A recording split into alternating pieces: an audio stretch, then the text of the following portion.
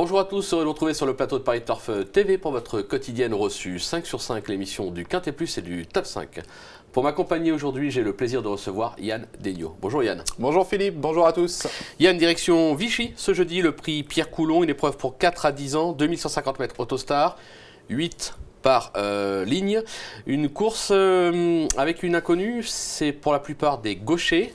On va tourner à droite, ça aura son importance? Ça aura son importance, surtout que les tournants à Vichy, le tournant final est quand même assez serré, donc il faut avoir une aptitude corde à droite, mais vous l'avez dit, ces chevaux ne sont pas très confirmés, puisque c'est des chevaux qui sont chargés en gain, donc on a plus l'habitude de voir en région parisienne, notamment sur l'hippodrome de Vincennes. Là, on s'exerce corde à droite, maintenant on a des vrais spécialistes de l'autostar, des chevaux qui seront déférés, donc on peut penser si les entourages respectifs font le déplacement de la région parisienne ou d'autres régions pour venir à Vichy, c'est qu'ils ont dû quand même tester un petit peu les chevaux à l'entraînement, ça doit aller. Ça devrait aller. Allez, on va voir votre sélection tout de suite. En tête, le numéro 4, Urgos, devant le 9, Going for Golzaz. En troisième position, le 13, Perkins Griff. Le 6, Wabambam Effet. Le 3, Vaillant Cash. Le 7, Topaz Jeff. Le 12, Porto Samok. Et le 15, Ursule Dubouffet. Allez, on rebondit avec votre favori numéro 4, Urgos. Il s'est montré fautif à Enghien dans le prix de New York dernièrement. Il était totalement battu. On va plutôt le juger sur un succès acquis début mai à Vincennes dans le Rouergue. Ouais, l'impression visuelle était bonne, il avait eu le bon parcours dans le sillage des premiers, il a fait du Jean-Michel Bazir, il a accéléré à l'entrée de la ligne droite, il a pris rapidement quelques longueurs d'avance, et on le voit résister finalement à toutes les attaques dans la phase finale. C'est un cheval qui se transcende sur les courtes distances quand il est déféré des 4 pieds. Corde à droite, il a moins de références, mais il a déjà eu l'occasion de gagner, notamment en début de carrière. En dernier lieu, le prix de New York, il était ferré, on sait que c'est un cheval qui a vraiment besoin d'être déféré des 4 pieds. On peut penser que c'était une course en vue de ce Quintet Plus à Vichy, super numéro. Jean-Michel Bazir qui est monsieur Vichy, qui a des stats incroyables à chaque fois qu'il se déplace à Vichy. Il a axé tout sur cette course, l'opposition est dans ses cordes, c'est un des plus jeunes. Il n'a pas une marge folle, faut pas qu'il ait le parcours, faut pas qu'il fasse les extérieurs, faut pas qu'il soit le nez au vent. On fait confiance à son pilote, mais c'est vrai que je crois que mes confrères de la presse, il doit être cité 22 ou 23 fois en tête sur 24 pronos, donc c'est dur quand même d'aller contre lui. C'est clair, c'est la base incontournable. On va lui opposer le numéro 9, Going for Golzaz, qui compte 2 tentatives à droite, une 4e place à Amiens, et en mars dernier, à Caen, une disqualification alors qu'il semblait assurer un podium. Oui, ce jour-là, il avait la Kazakh Société, il était assez loin au début de parcours, il avait progressé dans le tournant final. Et c'est vrai qu'il venait, je pense qu'il aurait même pu s'imposer ce jour-là s'il n'avait pas commis l'irréparable. C'est Princess Griff qui s'imposait, il y avait Aladdin Descajeul, il y avait des Swedishman, c'est des chevaux qui sont millionnaires, donc on peut dire que l'opposition est quand même moins relevée. Un cheval qui a toujours montré de belles choses sur notre sol, qui avait fait une très belle perf dans un groupe 1 à Cagnes-sur-Mer également. Corde à droite, ça va parce que bon, à Caen, c'est pas la meilleure piste, mais oui. Il a déjà gagné, je crois que c'était sur la piste d'Amiens. Et là, si vous n'êtes pas droitier, vous ne pouvez pas faire l'arrivée à Amiens. Donc il n'y a pas de souci de ce côté-là. Numéro 9 en seconde ligne, par derrière Tonnerre de Retz, qui est un bon débouleur. Il faut que ça se passe bien, mais là aussi, Robert Berg, on entraîne sur la plage de Cabourg, pas très loin.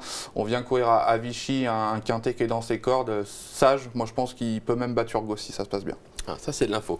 Donc on va le retenir. Le numéro 13, Perkins Griff, qui n'a plus à faire ses preuves à ce niveau. Il n'a couru qu'une fois à droite, c'était en Italie à Taranto, c'est au sud de l'Italie, dans un groupe 2, il était disqualifié. Ah, j'ai regardé, hein, j'ai appris quand même. Il aura contre lui. Il faisait combien là-bas? C'est tout petit, une petite piste. Il aura contre lui de s'élancer en 2e ligne. Est-ce vraiment un handicap? Je pense pas. Moi, c'est vrai qu'on avait l'interrogation de la corde à droite, et ce qui m'a rassuré, c'est les propos de Franck Nivard qui me dit ces derniers temps à Vincennes, il tourne pas bien à gauche. Donc il se dit, par déduction, c'est qu'il doit être bien plus à l'aise corde à droite. Donc ça va être un test. Là aussi, on fait un long déplacement, on a dû le tester le matin à l'entraînement. Ça devrait le faire. Il avait mis un peu de temps à se retrouver en début d'année, les 2 dernières sorties sont top. Franck Nivard fait son grand retour avec le couteau entre les dents. Et il va avoir envie de rattraper Jean-Michel Bazir au sulky d'or. Ça passe par plusieurs victoires. Perkins Griff en valeur pure s'il répète ses derniers chronos. Lui aussi un prétendant à la victoire. Maintenant ce numéro, faut faire confiance au pilote, mais quand on l'a, c'est toujours un petit plus. C'est clair, c'est plus facile. On passe au numéro 6, une femelle Wabamba Effet. Elle a couru 2 fois à droite, une fois à Aversa en Italie, c'est à côté de Naples. J'avais 18 en géographie à l'école. Elle était 4e, c'était en 2012. Et surtout, sur cette même piste et dans cette même épreuve, c'était en 2014 avec à la clé une 2e place derrière U-Prince. Donc, logique de la garder. Oui, c'est logique de la garder. Une jument qui a connu des problèmes de santé, qui fait partie des plus vieilles, mais qui n'a pas beaucoup couru. La rentrée était discrète et l'autre jour à Vincennes, ceux qui ont vu sa course, c'est vraiment la mire, comme on dit. Elle était enfermée, elle a trouvé l'ouverture, elle a terminé très vite. Je crois qu'elle est 12,5 sur un parcours de tenue. C'est des chronos des meilleurs chevaux. Jument qui adore les longues lignes droites, qui sait finir très très vite quand elle a le bon parcours. Vichy, moi, c'est quand même une piste avec une ligne droite qui fait pas loin de 500 mètres. Donc je pense que si elle a la portée de fusée des premiers sur une pointe, elle est capable d'en doubler beaucoup.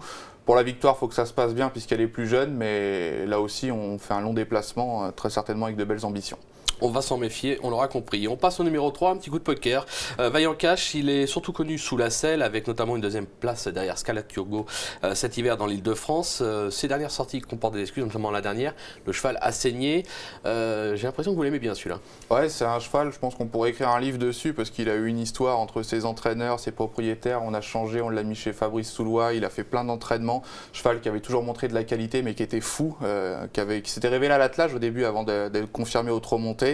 Et son entraîneur est persuadé qu'à l'attelage, un jour ou l'autre, il va aller avec les meilleurs. C'est un cheval qui est bouillant, il faut vraiment essayer de le canaliser. Donc les courtes distances, départ auto-start, en une seule course, on va dire, s'il peut prendre tête et corde, c'est un cheval qui est capable de réaliser une grande performance. Maintenant, il lui arrive parfois de tirer, et quand on tire, on s'épuise, on peut saigner comme ça lui est déjà arrivé.